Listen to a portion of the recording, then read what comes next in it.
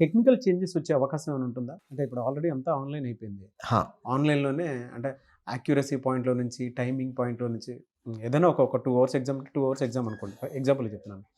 Technical parameters ఏమైనా change అయ్యేటువంటి అవకాశం ఉంటుందా? డెఫినెట్గా అండి. ఇప్పుడు కొన్ని ఎగ్జామ్స్ ఇంతకుముందు ఫస్ట్ ఆఫ్ ఆల్ ఇప్పుడున్నటువంటి ఎగ్జామ్స్ గతంలో అన్ని ఆఫ్లైన్ ఎగ్జామ్ అండి, అవును. పేపర్ బేస్డ్, ఓఎంఆర్ హ్మ్. బేస్డ్. హ్మ్. హ్మ్. తర్వాత ఒక్కొక్కటి ఆన్లైన్లోకి వస్తున్నాయి.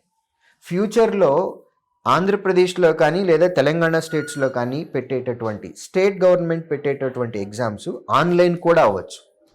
More transparency.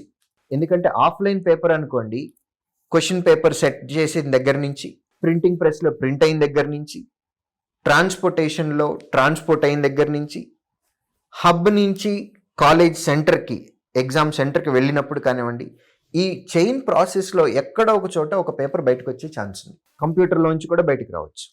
హ్మ్. ఆఫ్లైన్ పెడితే పేపర్ లీక్కి ఇన్ని చోట్ల ప్రాబబిలిటీ ఉంది పేపర్ లీక్ అవటానికి. హ్మ్. ఆన్లైన్ ఎగ్జామ్ అనుకోండి, 10 o'clockకి మీ ఎగ్జామ్ అయితే కరెక్ట్గా సర్వర్ అనేది క్లయింట్కి అంటే సిస్టమ్కి ఎగ్జాక్ట్ 10 o'clockకి క్వశ్చన్ పంపిస్తుంది. 11 o'clockకి మీరు సబ్మిట్ అయిపోతుంది ఎగ్జామ్. ఆ పేపర్ ఎక్కడుంది, ఎవరి దగ్గర ఉంది అనేది హ్యూమన్ ఇంటరాక్షన్ ఎక్కడా లేదు దీనిలో, మొత్తం అంతా సర్వర్లో ఉండిపోతుంది. హ్మ్.